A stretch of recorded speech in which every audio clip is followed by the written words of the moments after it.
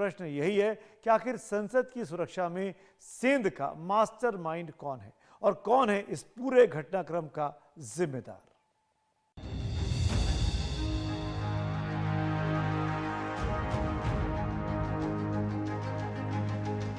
64,500 वर्ग मीटर में बने इस संसद भवन की भव्यता देखते ही बनती है। साथ ही हिंदुस्तान की शान इस इमारत को ऐसा बनाया गया है कि भूकंप से भी ये कांपेगी नहीं। लेकिन बुधवार को सुरक्षा में चूक से संसद और संसद सदस्य कांप उठे। खास बात यह है कि संसद की सुरक्षा में चूक ठीक उसी दिन हुई जिस दिन 22 साल पहले संसद पर आतंकी हमला हुआ था।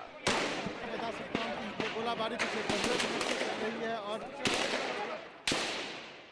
आज हम 13 दिसंबर 2001 की उस दुखद घटना का स्मरण करते हैं जब कुछ आतंकवादियों ने हमारे संसद भवन पर हमला किया था और हमारी लोकतांत्रिक व्यवस्था पर आघात करने का प्रयास किया था।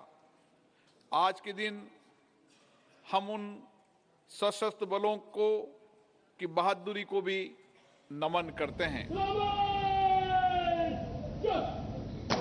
बुधवार की सुबह संसद भवन में प्रधानमंत्री नरेंद्र मोदी और लोकसभा अध्यक्ष ओम बिरला और कांग्रेस नेता सोनिया गांधी समेत तमाम सांसदों ने संसद पर आतंकी हमले में शहीद हुए जाबाजों को श्रद्धांजलि दी। लेकिन उसी दिन नए संसद भवन में सुरक्षा में चूक के बाद सवाल उठ रहे हैं कि दोनों आरोपी गैस कनस्तर लेकर लोकसभा के अंदर तक कैसे पहुंच गए। लोकसभा के दर्शक दीर्घा तक पहुंचने के लिए कम से कम 4 बार सुरक्षा जांच होती है, तो फिर सुरक्षा अधिकारी कैसे गैस कनस्तर को पकड़ नहीं पाए। अगर आरोपी जूते में गैस कनस्तर लेकर गए थे तो क्या जूते की जांच नहीं होती है? अगर जूतों की भी जांच होती है तो फिर इस भयानक चूक का जिम्मेदार कौन है? आखिर इतनी बड़ी साजिश के सूत्रधार कौन हैं? इसीलिए चाहे बीजेपी के सांसद हो या विपक्ष के, सभी मानते हैं कि एक बेहद गंभीर मुद्दा है।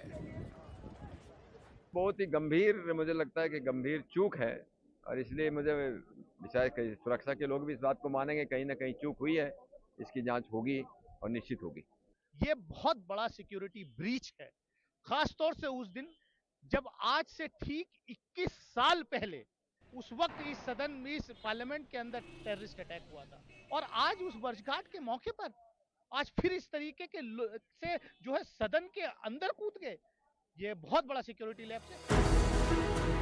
संसद भवन और सांसदों की सुरक्षा का सवाल जब तक उठता रहा है, साथ ही जिस तरह दर्शक दीर्घा से जब जब नारेबाजी होती रही है, उसको लेकर भी सांसद सवाल उठाते रहे हैं।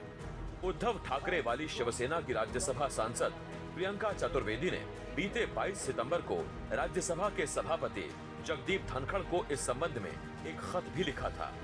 बुधवार को लोकसभा में हुई सुरक्षा चूक से सांसद और ज्यादा चिंतित हैं।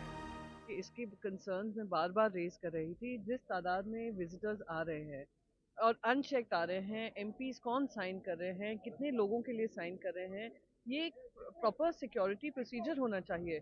22 साल में कुछ नहीं बदला है। 22 साल पहले जो घटना हुई और आज जो घटना हुई, क्या सिक्योरिटी मेजर्स हैं जो लिए गए? बहुत ही खतरनाक था। देखिए, ये तो अच्छी बात है कि वो गैस बहुत खतरनाक नहीं था, नहीं तो फिर कुछ भी हो सकता था।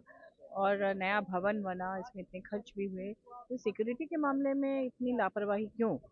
अगर जूते में वो ये ले आया तो क्या कल छोटा बम नहीं ला सकता? खुदा ना खास्ता वो बम ले आता या कोई छोटा हथियार ले आता, 2-4 सांसदों की मौत हो जाती तो क्या होता? इतनी सुरक्षा में इतनी बड़ी चूक करी। सुरक्षा में, इंतजामात में तो चूक हुई है। हालांकि 13 दिसंबर 2001 की घटना के बाद लगातार संसद की सुरक्षा बेहतर और मजबूत हुई है। सीआरपीएफ, दिल्ली पुलिस के अलावा क्विक रेस्पॉन्स टीम यानी क्यूआरटी तैनात रहती है। स्नाइपर के अलावा ना दिखने वाला सुरक्षा कवर भी बढ़ा दिया गया है। साथ ही आतंकी विरोधी दस्ता से लेकर बम बैरियर्स और टायर बस्टर भी लगे होते हैं। हर गेट पर मेटल डिटेक्टर मशीनें लगी होती हैं। फिर भी जूते में गैस कनस्तर लेकर दोनों आरोपियों ने संसद की सारी सुरक्षा व्यवस्था की पोल खोल दी। वैसे इन सब के बावजूद संसद के अंदर घुसना आसान नहीं होता। विजिटर पास बनवाने के लिए किसी सांसद की सिफारिश चाहिए होती है। जो सांसद सदस्य होते हैं उनके गेस्ट आते हैं, तो गेस्ट जो आते हैं उनका जो पास बनता है, सबसे पहले उनके आधार कार्ड लिया जाता है और आधार कार्ड के आधार पर जो है संसद सदस्य जो है रिकमेंड करते हैं, तब जाके उनका पास बनता है। और जैसे ही पास बनता है तो सबसे पहले जो संसद भवन का जो मेन गेट है वहां से वो अंदर आते हैं, और जैसे मेन गेट से अंदर आएंगे तो उनके सामने जो सुरक्षा का घेरा होगा, फिजिकल फ्रिस्किंग होती है, उसके बाद स्कैन होता है और उसमें यह देखा जाता है कि उस आदमी के पास कलम भी नहीं होना चाहिए, कोई सिक्का भी नहीं होनी चाहिए, कोई बैग वो कुछ भी नहीं होना चाहिए, यानी खाली हाथ आपको पास लेके दर्शक के लोगों को आना है। जब पहला घेरा पार करेंगे, उसके बाद जैसे जो है संसद भवन का जो मेन एंट्रेंस है, आप वहां अगर जाएंगे तो फिर आपको वहां भी जो है फिजिकल फ्रिस्किंग होगी। एक स्कैन होता है जिसमें आप अगर कोई भी मेटल का चीज लेके जाते हैं तो आवाज करने लगता है, वहां भी स्कैन होता है और उसको जांच करने के बाद आगे बढ़ते हैं। देश इन सवालों के जवाब का इंतजार कर रहा है। एनडीटीवी इंडिया के लिए राजीव रंजन के साथ हिमांशु शेखर की रिपोर्ट।